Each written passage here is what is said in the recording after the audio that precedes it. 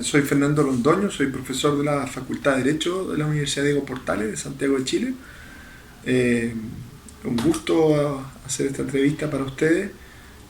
Soy licenciado en Ciencias Jurídicas por la Universidad de Chile y doctor en Derecho Penal por la Universidad de Ferrara en Italia.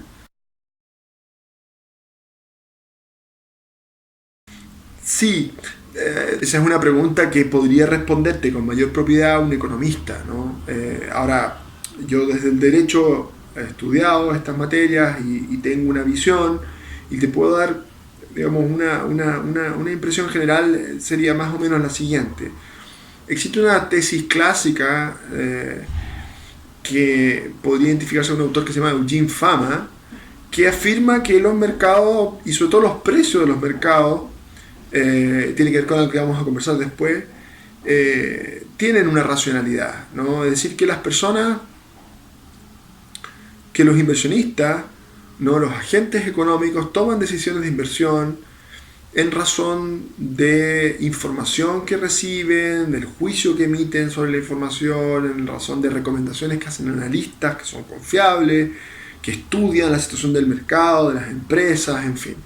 Y en ese contexto, de alguna manera, los precios y los mercados responden a variables que en general los economistas reconocen como fundamentales, ¿no? Como aspectos fundamentales, la realidad, ¿no? Y entonces, si una empresa lo está haciendo bien, sus precios deberían subir; si lo está haciendo mal, sus precios deberían bajar en principio, ¿no? En función de las decisiones que adoptan los inversionistas.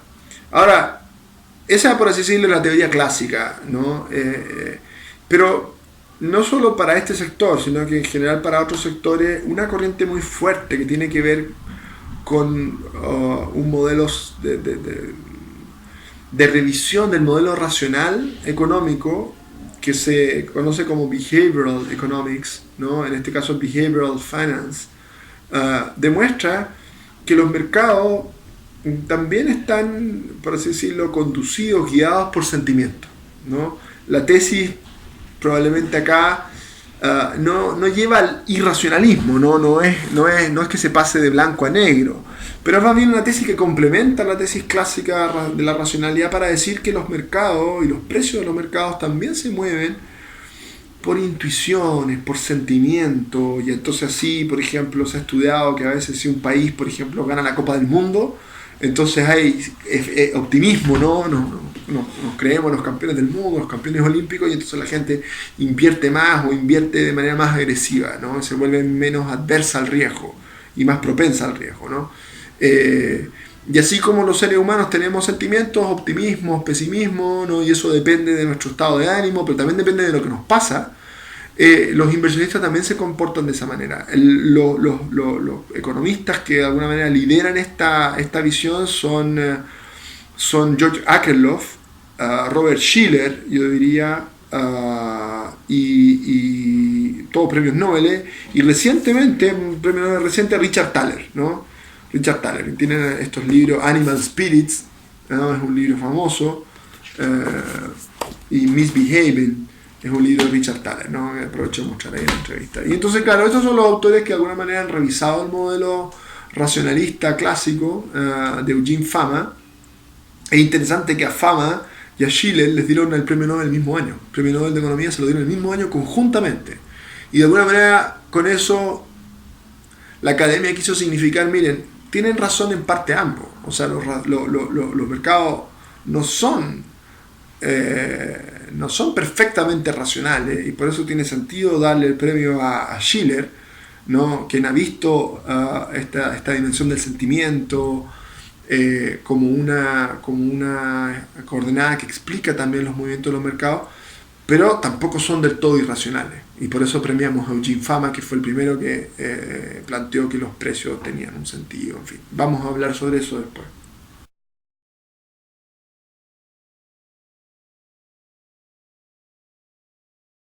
El uso de información privilegiada es una conducta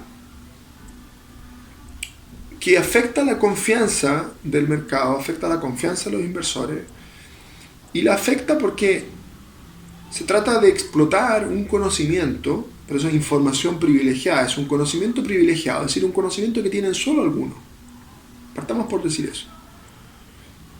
un conocimiento que no ha sido revelado al público, y por eso entonces es un conocimiento exclusivo de aquellos que poseen esa información, y que en teoría debería tener todo el mercado. O sea, se trata de información que en lugar de fluir, ¿no?, estar disponible para toda la gente, digamos, para todos los inversionistas, es una información que retienen, por así decirlo, que se guardan para sí algunos inversores. Típicamente insiders, o sea, sujetos que están vinculados a una sociedad, a un emisor, ¿no?, a una sociedad que cotiza en bolsa. El problema es que la expectativa es que esta información fluya, que el mercado sea transparente y que todos los inversores puedan tomar las decisiones de inversión de manera paritaria, con la misma información, ¿no? Conversábamos antes que el problema del uso de información privilegiada es que privilegia a quienes tienen la información en desmedro de quienes no la tienen. De manera que quienes no tienen la información, Cristina, difícilmente van a poder invertir con el mismo provecho, ¿no?, con el mismo lucro, por así decirlo, que quienes tienen la información. Y yo creo que conversábamos antes, yo te decía la analogía que a mí me persuade bastante. Esto es como si fuera una carrera de 100 metros plano, como si invertir fuera una carrera de 100 metros plano, y hay algunos, los que tienen la información privilegiada, que escuchan el disparo que da la partida, lo escuchan 5 segundos antes, ¿no? Esa es la ventaja que tienen, la ventaja informativa que tienen. Y entonces, claro, si tú partes la carrera de 100 metros plano 5 segundos antes, vas a llegar siempre primero. Entonces, claro, si esto es una competencia, quien ya sabe que va a partir 5 segundos después, entonces a lo mejor ya decide no concursar, no participar en esta carrera, ¿no? Dice, bueno, pero si va a ganar siempre Cristina, que escucha antes el disparo, a lo mejor a mí no me conviene entrenarme tanto, ¿para qué me esfuerzo?, ¿no? Mejor hago lo que hace Cristina. ¿Qué hace Cristina? O que hace un inversionista que tiene información privilegiada, perdón que use tu nombre, no, simplemente para hacerlo más amable. ¿Qué hace Cristina? ¿Qué hace un inversionista? Bueno, lo que hace es que en lugar de analizar la información, en lugar de estudiar la situación del mercado, se consigue datitos, ¿no?, estando en reuniones, en almuerzos, participando de ciertos círculos donde esa información fluye. Y eso la verdad es que desalienta, ya sé que el mercado se vuelve menos íntegro, menos inteligente, y que entonces, como te digo, vale más la pena, más que estar detrás de los análisis, más que comprar o adquirir asesoría por análisis, entonces es mejor derechamente estar allí, participar de ciertos círculos donde la información fluye, ¿no? Y eso hace que se quiebren ciertas expectativas de igualdad que hay.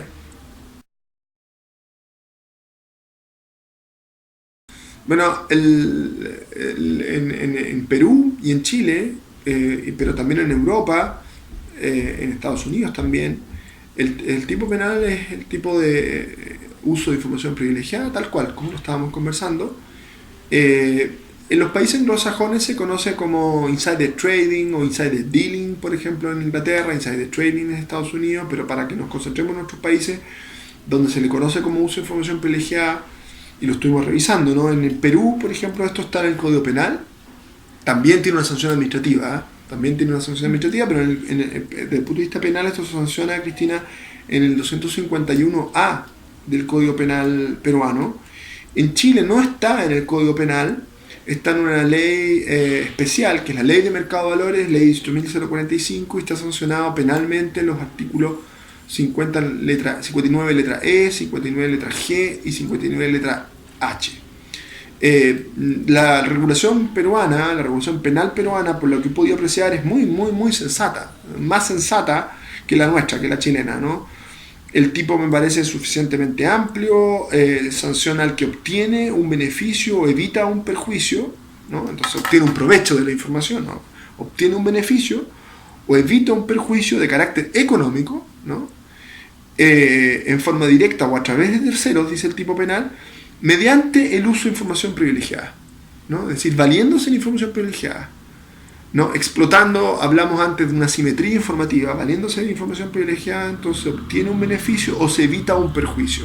La redacción me parece interesante porque además parece ser válida para comprender lo que se conocen como cancelación de órdenes, es decir, que las cancelaciones de órdenes también cuentan como uso de información privilegiada en la medida que tú te evitas un perjuicio cancelando una orden, ¿no?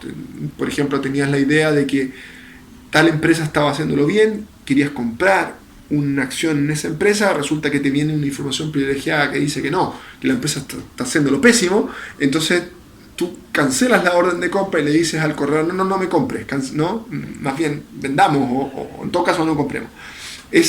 Con eso te estás evitando un perjuicio de alguna manera, y eso está comprendido perfectamente en el tipo penal peruano, y esa hipótesis en cambio para Chile es mucho más problemática, ¿no? La pena va de 1 a 5 años, ¿no? Por lo que estoy viendo acá del tipo penal que tienen ustedes. Y luego, más interesante, para cerrar la respuesta y no alargarla más, es interesante que ustedes siguen una técnica, Cristina, similar al modelo europeo. No sé si derechamente hay una inspiración en el modelo europeo, supongo que sí, y es que de alguna manera el tipo base es de sujeto activo común.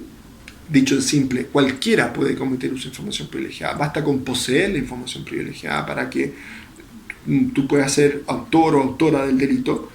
Y luego hay un agravante, si es que quien comete el delito es alguien que típicamente participa de estos círculos relacionados con las empresas, con aquellas emisoras de títulos, ¿okay? Lo que en Estados Unidos llaman insider, ¿no? O sea, es más grave, por así decirlo, si el uso de información privilegiada lo comete el gerente, ¿no?, de la empresa cuyos títulos se transan con información privilegiada. Y por cierto, porque parece ser que hay una traición mayor a la confianza, a las expectativas de transparencia del mercado, si es que lo hace alguien que desde la empresa tenía el deber de comunicarle esa información al público, ¿no? O sea, precisamente quien tenía el deber de comunicarle esa información al público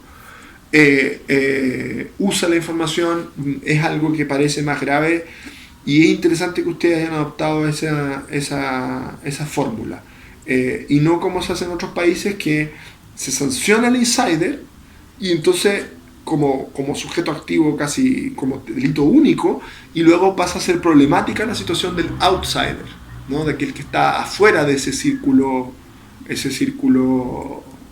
interno a la empresa.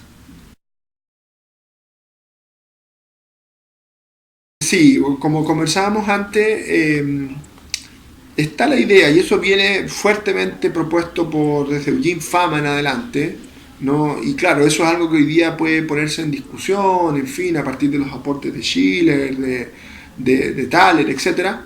Pero está la idea de que los precios transmiten información, ¿no? Es decir, los precios son el output o el resultado de la información, por una parte, es decir, los precios son el resultado de las compras y ventas que realizan en el mercado de valores los inversionistas, y esas compras y esas ventas están motivadas en información. Eso por una parte. Entonces, insisto, los precios son el output de información que llega al mercado. Pero los precios también, Cristina, pueden verse como un input, es decir, como información para que tú tomes decisiones de inversión. En ese sentido, lo que tú me decías de que los precios hablan, o sea, los precios te dicen o te sugieren más o menos cómo van las cosas con la empresa en cuestión, ¿no? Esto tiene muchos bemoles, y a mí me cuesta a veces en la entrevista así tomar partido radicalmente, porque los mercados tienen mucha volatilidad, los precios responden a muchas variables, ¿no? Algunas que son irracionales, algunas que tienen que ver con optimismo o pesimismo no necesariamente racional. Pero en línea general, y fue un caso que usamos cuando conversamos antes, tratándose por ejemplo de títulos que se transan en bolsa, líquidos, altamente líquidos, para los cuales existe un mercado profundo, es decir, hay múltiples, miles, cientos de miles de transacciones acumuladas en el tiempo sobre esos títulos. En principio hay buenas razones para pensar que el precio de esos títulos representa ciertas variables estructurales o fundamentales en relación con cómo lo está haciendo la empresa, con cómo ven los inversionistas ese mercado, ¿no? De manera que si el título tiende al alza, en principio eso refleja que la empresa lo está haciendo bien, o que hay un buen mercado para esa empresa. En ese sentido vale lo que tú dices de que los precios hablan. Ahora, uno no puede tomar los precios por descontado y tiene que también hacerse cargo de otra información, pero los precios cumplen una función informativa muy relevante para los inversores, y por eso es que si uno manipula los precios, si uno falsifica los precios, si uno adultera los precios, entonces incurre en responsabilidad penal, administrativa. En Perú lo vimos también en el 251B, manipulación de precios. En Chile, eso está también regulado en la ley de mercado de valores chilena. En Estados Unidos, en Europa, ¿no? Es muy delicado, es muy grave, precisamente porque los precios hablan, como dices tú, manipular los precios.